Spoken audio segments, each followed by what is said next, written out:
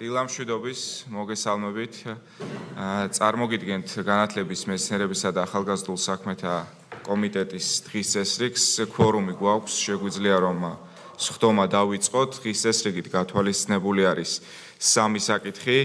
პირველი შეეხება საქართველოს მთავრობის მიერ საკანონმდებლო ინიციატივის წესით წარმოდგენილი საქართველოს კანონის პროექტის უმაღლესი განათლების შესახებ საქართველოს კანონში ცვლილების შეტანის თაობაზე საქართველოს კანონში ცვლილების შეტანის შესახებ განხილვას მეორე მოსმენით. მომხსენებელი არის განათლების მეცნიერებისა და ახალგაზრდობის მინისტრის მოადგილე ბატონი ზვიად გაბისონია. მეორე საკითხსაც ასევე ბატონი ზვიადი წარმოგვიდგენს, რომელიც შეეხება საქართველოს მთავრობის მიერ საკანონმდებლო ინიციატივის წესით წარმოდგენილი საქართველოს კანონის პროექტის უმაღლესი განათლების შესახებ საქართველოს კანონში ცვლილების შეტანის თაობაზე განხილვას მეორე მოსმენით და დღის წესრიგის მესამე საკითხი არის საქართველოს მთავრობის მიერ საკანონმდებლო ინიციატივის წესით წარმოდგენილი საქართველოს კანონის პროექტი ზოგადი განათლების შესახებ საქართველოს კანონში ცვლილების შეტანის თაობაზე და მისი თამდევი საქართველოს კანონის პროექტი განათლების ხარისხის განვითარების შესახებ საქართველოს კანონში ცვლილების შეტანის თაობაზე, ასევე განხილვა მეორე მოსმენით. სამივე მათგანი მიმდინარეობს არადაჩქარებული წესით. ჩვენ გვქონდა განხილვები პირველი მოსმენით სამივე მათგანის შემთხვევაში. შესაბამისად, მეორე მოსმენის წესით გთხოვთ, რომ ბატონო ზვიად ჯერ პირველი, შემდეგ მეორე და შემდეგ მესამე კანონ პროექტი წარმოგვიდგინოთ. მადლობა. დიდი მადლობა ბატონო გიორგი, მოგესალმებით კომიტეტის წევრებს. მეორე მოსმენით განსახილველად წარმოგიდგენთ უმაღლესი განათლების შესახებ საქართველოს კანონში ცვლილების შეტანის შესახებ კანონ პროექტს. შეგახსენებთ, აღნიშნული ცვლილებები ეხება იმას, რომ 2025 წელს 1 სექტემბრიდან ჩარიცხულ სტუდენტებზე ის მოდელი გავრცელდეს მხოლოდ ბაკალავრიატის ნაწილზე, ანუ 3 წლიანზე და ის არ გავრცელდეს მაგისტრატურის და დოქტორანტურის საფეხურებზე. თქვენ იცით, რომ უმაღლესი განათლების რეფორმა დოქტორანტურის კომპონენტს არ ეხება, მაგრამ ეხება მეორე კომპონენტს და უბრალოდ დამაზუსტებელია, რადგან აღნიშნული ცვლილება წინა სესიაზე შეტანილი იქნა პარლამენტარების მოთხოვნის საფუძველზე და შესაბამისად უბრალოდ დავაზუსტეთ აღნიშნული მუხლი. სარედაქციო ხასიათის შენიშვნებთან დაკავშირებით მუხლობრივად შეგვიძლია გავიაროთ. მადლობა, შეგვიძლია რომ მუხლობრივად განვიხილოთ. მუხლი პირველში ხომ არ არის ცვლილება? არ განხორციელებულა აღნიშნულ მუხლში ცვლილება. მეორე მუხლში ხომ არ არის? არც აღნიშნულ მუხლში ცვლილება არ განხორციელებულა. კეთილი, კი ბატონო, კოლეგებო, ხომ არ არის რაიმე კითხვა ამ კანონ პროექტთან დაკავშირებით? არ არის, მაშინ შეგვიძლია რომ გადავიდეთ მეორე კანონ პროექტზე, დღის წესრიგით გათვალისწინებულ მეორე საკითხზე და ბოლოს უყაროთ ერთიანად კენჭი გთხოვთ. კი ბატონო, მეორე მოსმენით განსახილველად წარმოგიდგენთ ასევე უმაღლესი განათლების შესახებ საქართველოს კანონში შესატან ცვლილებას. აღნიშნული პირველ მოსმენაზე გქონდა დეტალური მსჯელობა, საუბარი არის ეგრეთ წოდებული დიპლომების ამნისტიის საკითხზე, ანუ დიპლომების აღიარების და გათანაბრების საკითხზე. თქვენ იცით, რომ 2005-2010 წლის პერიოდში იყო გარდამავალი პერიოდი, რომლის დროსაც ნაწილობრივ უნივერსიტეტები გადადიოდნენ ახალი ავტორიზაციის რეჟიმზე, ნაწილობრივ იყო უნივერსიტეტები, რომლებსაც არ ჰქონდათ მოპოვებული ლიცენზია სტუდენტების ჩარიცხვის პერიოდში, ნაწილი იყო ის, ვინც დაკარგეს და შესაბამისად ვეცადეთ, რომ აღნიშნული ტიპის გათანაბრება მომხდარიყო. ასევე თუ გახსოვთ, ჩვენ წარმოვადგინეთ სასამართლო სტატისტიკაც, რომლის მიხედვითაც ჩვენ გვაქვს დაახლოებით 1250 საქმეზე მეტი სადაო, სადაც 1150-ზე მეტი უკვე არის დაკმაყოფილებული მოსარჩელი სასარგებლო და პრაქტიკულად იყო მინიშნება, ასე ვთქვა და მითითება რეკომენდაციის სახით სასამართლოსი, რომ აღნიშნული ცვლილებები გაგვეტარებინა და შესაბამისად ასეთ ტიპის გადაწყვეტილება მივიღეთ, რაზეც ძალიან დიდ მადლობას გიხდით. შეგვიძლია მუხლობრივად განვიხილოთ ცვლილებები. კი ბატონო, უმაღლესი განათლების შესახებ საქართველოს კანონში არის ეს ცვლილებაც. მუხლი პირველში ხომ არ შესულა რაიმე ცვლილება? დიახ. ბატონო ლადო, თქვენ გისმენთ და შემდეგ მუხლობრივად განვიხილოთ. კი ბატონო. დიდი მადლობა, მე სესიაზე დავსვი ეს იქით, რომ მინდა კიდევ ერთხელ თქვენი განმარტება ყოველთვის ხურად საღებია, იმიტომ რომ აღმასრულებელ ხელისუფლებას წარმოადგენთ და მინდა ყველა მიცოდეს. ჩვენ მაშინ ასეთი აი აქ ძალიან ბევრი რამე მოძესვიგდა. დაგვრჩა ერთი ჯგუფი მაშინ, თქვენი განმარტება სავსებით მისაღები იყო და მინდა კიდევ ერთხელ გამეორდეს, რომ არის ერთი კონტინგენტი სტუდენტების, რომლებმაც პირველი საფეხურიდან, აი მოსამზადებელი საფეხურით დავარქვათ, პირობითად ასეთი. გადაინაცვლეს მომდევნო საფეხურზე და დაამთავრეს უმაღლესი, ისე რომ ეროვნული გამოცდები არ ჩაუბარებიათ. მაგრამ ეს ბავშვებმა კი არ იცოდნენ ამას შესახებ დაწესებულებამ გადაიყვანა მათთვის ამისთვის გაუთვისნობიერებლად. ეხლა დაუდგათ საკითხი, რომ მათ სამსახურებრივი კარიერული წინსვლის დროს ეს დიპლომი აქვს ისე 5 წლიანი ცოდნა აქვს მიღებული, მაგრამ გამოცდის გარეშე ერთიანი ეროვნული.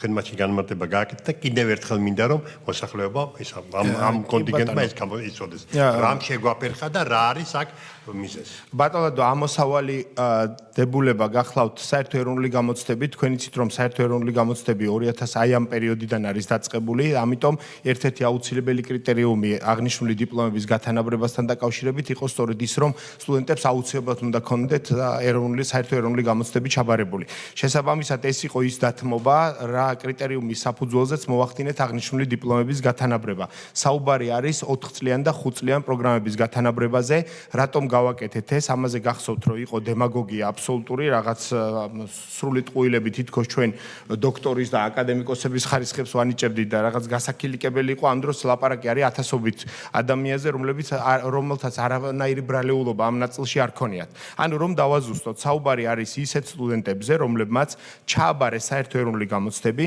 მაგრამ შესაბამის უნივერსიტეტებში პარალელურ რეჟიმში იყო 4 წლიანი და 5 წლიანი პროგრამები. ერთი და იგივე კურიკულუმებით, ასე რომ ერთი და იგივე საგნებს გადიოდნენ. შესაბამისად იყო გახსოვთ დაუსწრებელი საღამოს სწავლებები და იყო დღის სწავლებები, ჩვენ თქვით რომ მათ ვისაც 5 წლიანი აქვთ მხოლოდ იმიტომ რომ საღამოს ან დაუსწრებელი აქვს ჩაბარებული და დასრულებული და კანონი ამბობს თუ გახსოვთ რომ არსებული რედაქციით ძველით რომ ის ავტომატურად ხდებოდა გათანაბრებული მაგისტრთან, მაშინ იჩაგრებოდა ეს 4 წლიანი პროგრამები, როცა არანაირი კავშირი ამ კანონმდებლობის ცვლილების გარდა სხვა არ ქონდათ. შესაბამისად, აი ამ კრიტერიუმით გავითვალისწინეთ ერთი, ანუ უნდა ქონდეს აუცილებლად ეროვნული გამოცდები, მეორე, ეხებათ ისეთ დიპლომებს, რომლებიც ჩაბარების დროს შეიძლება არ იყო ლიცენზირებული უნივერსიტეტი, მაგრამ გახდა დასრულების დროს ან პირიქით. შესაბამისად, ხოლო თუ იმ შემთხვევაში თუ უნივერსიტეტი არ იყო ლიცენზირებული და დასრულების დროსაც არ იყო ლიცენზირებული, შესაბამისად მასზე არ ვრცელდება. აი ეს ორი აუცილებელი კრიტერიუმი, ამიტომ სამწუხაროდ იმ ყოფილი სტუდენტების მიმართ, რომლებსაც არ ჩაუბარებიათ საერთო ეროვნული გამოცდები, ეს კანონპროექტი ფიზიკურად ვერ გავრცელდებოდა. მადლობა. როგორ მოვიქცეთ ამ ხალხის მიმართ, ჩვენ როგორ ვიფიქროთ, შეყო მზრუნველობისაგან წარმოადგენს ეს ადამიანი, ვინც ამ შემთხვევაში თვითონ ბრალი არაფერში არ მიუძღვის და სისტემამ შეიყვანა შეცდომაში. განათლების კანონმდებლობას აქვს რამდენიმე ვარიანტი. იმ შემთხვევაში თუ მაგალითად ჩააბარებენ საერთო ეროვნულ გამოცდებს დღეს და შესაძლებელია მოხდეს საგნების და კრედიტების აღიარება და გაცილებით უფრო მოკლე პერიოდში მოახდინონ დასრულება, ეს არის ერთი ვარიანტი. ან მეორე ვთქვა, თუ გადაწყვეტენ რომ თავდაპირველად ან თავიდან დაიწყონ სწავლება, თქვენ იცით რომ უფასო სწავლების მოდელი გვაქვს ახალი განათლების რეფორმის მიხედვით 1 სექტემბრიდანვე, ამიტომ თუ უმაღლეს სასწავლებლებშია პრაქტიკულად ფინანსური დანახარჯი არ ექნებათ საერთოდ. იმ შემთხვევაში თუ ვთქვათ უმაღლესში არ ჩააბარებენ გულისხმობ უფასო სასწავლო სახელმწიფო უნივერსიტეტებს და ჩააბარებენ ფასიანზე, მაშინ რა თქმა უნდა მოუწევთ, რადგან სახელმწიფო საგრანტო დაფინანსების მოდელზე აღარ არის ორიენტირებული და აქედან გამომდინარე მათ აქვთ 2-3 ვარიანტი, ასე ვთქვათ, ასე რომ ამ ნაწილზეც გარკვეული ტიპის ზრუნვა არსებობს, უბრალოდ ფიზიკურად ვერ მოახდენთ ამ დიპლომების აღიარებას მაღალი რისკების გამო. სენსიტიურია კიდე ერთი დეტალი. შეიძლება ასეთი კორექციაც გავაკეთოთ ერთი. აი ხელახალი ეტაპი რო გაიაროს, ჩააბაროს გამოცდები და მის მიერ განვლილი კიდევ ერთხელ გამეორება მოუწეს, მაგრამ თუ გამოცდები აქვს უმაღლეს დონეზე ჩაბარებული იმ მოცემულ საგნებში, შეიძლება იქ რაღაცა შესაძლებელია, ამაზე შეიძლება დამატებით ვშავა. გასაგებია, შეგვიძლია ვიმსჯელოთ ამასთან დაკავშირებითაც, ბატონ ზვიად. ამ კანონპროექტში მუხლი პირველი ხომ არ არის? ცვლილებები არ განხორციელებულა. მუხლი მეორე? არც ამ მუხლში ყოფილა ცვლილება განხორციელებული. კეთილი, თუ დამატებით კითხვა არ არის, ეს საკითხით შეგვიძლია რომ განხილულად ჩავთვალოთ. გადავიდეთ დღის წესრიგის მესამე საკითხზე, გთხოვთ ბატონ ზვიად და რამდენიმე რეკომენდაცია გვაქვს, რასთან დაკავშირებითაც მოგახსენებთ. კი ბატონო. განსახილველად მეორე მოსმენით წარმოგიდგენთ ზოგადი განათლების შესახებ საქართველოს კანონში შესატან ცვლილებას და ასევე თამდევი კანონია ხარისხის განათლების ხარისხის განვითარების შესახებ კანონში. აღნიშნულშიც ცვლილებები არ განხორციელებულა. ეს ეხება ისეთ მოსწავლეებს, რომლებიც გადმოდიან საზღვარგარეთიდან, აქ არ არის საუბარი ატესტატებზე, არამედ საუბარია კლასიდან კლასზე გადასვლის საკითხზე. ამაზეც გქონდა ძალიან საინტერესო მსჯელობა და დისკუსიაც. ვფიქრობთ, რომ სწორი ნაბიჯია, რადგან ამითი პრაქტიკულად გამოვათავისუფლებთ ხარისხის განვითარების სამსახურის დამატებით ბიუროკრატიულ მოდელს, რომლის მიხედვითაც მოსაკრებელსაც იხდიდნენ მშობლები და შესაბამისად ამ ნაწილშიც გარკვეული ტიპის ფინანსური დანაზოგი მოსახლეობას ექნება. ამიტომ ვფიქრობთ, რომ ძალიან პოზიტიურია, რადგან აღიარებას რეალურად მაინც სასკოლო დაწესებულებები ახდენენ. თქვენ იცით, რომ აქ არის კონსტიტუციური პრინციპები ჩადებული უმაღლეს და ზოგად განათლებასთან დაკავშირებით, ამიტომ ვფიქრობთ, რომ ამ მიმართულებითაც ძალიან მნიშვნელოვანი ცვლილებები გახლავთ. შეგვიძლია გადავიდეთ მუხლობრივ განხილვაზე. კეთილი, ჩვენ გვაქვს წარმოდგენილი კომიტეტის რეკომენდაცია, რომელიც იურიდიულ დეპარტამენტთან, ასევე სამინისტროს წარმომადგენლებთან ერთად დამუშავდა.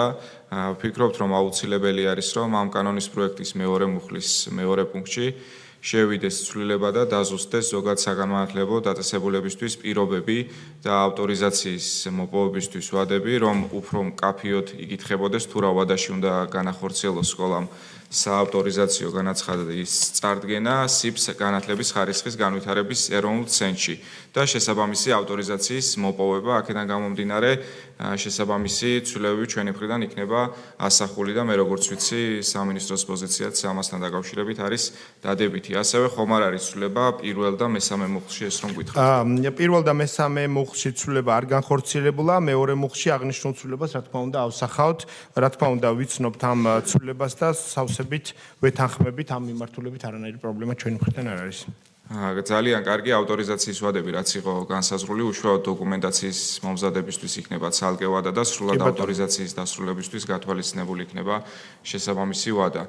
ასე რომ, კოლეგებო, თუ კი არ არის ამასთან დაკავშირებით კითხვები, ეს საკითხით შეგვიძლია რომ განხილულად ჩავთვალოთ და თამდევიც გავიაროთ ბარემ ბოლო. დიახ, გითხარით.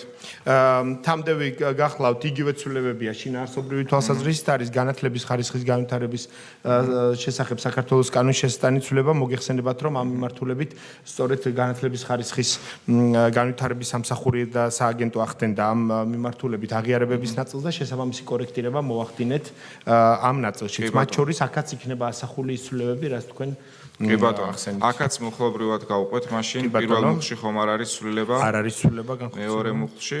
არ განხორციელებულა. მესამე მუხლში? არ განხორციელებულა. კეთილი, ეს კანონპროექტიც შეგვიძლია რომ განხილულად ჩავთვალოთ. კოლეგებო, ხომ არ არის დაიმე დამატებითი კითხვა ან შეფასება რომელიმე საკითხთან დაკავშირებით? რადგანაც ასეთი არ არის, შეგვიძლია რომ დღის წესრიგით წარმოდგენილ პირველ საკითხს ვუყაროთ კენჭი, მომხრე. წინააღმდეგი ხომ არ არის ვინმე, თავი არავის შეუკავებია, მიღებულია. დღის წესრიგის მეორე საკითხი, მომხრე. წინააღმდეგი არავინ არ არის, თავიც არავის შეუკავებია. დღის წესრიგის მესამე საკითხი, მომხრე.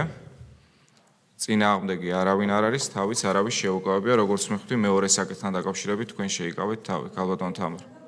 პირველ და მეორე საკითხთან დაკავშირებით. კი ბატონო. კეთილი. დიდი მადლობა წარმოდგენილი ცვლილებებისთვის. თუ კი დამატებით რაიმე საკითხი არ არის, შეგვიძლია რომ სხდომა დავასრულოთ. მადლობა.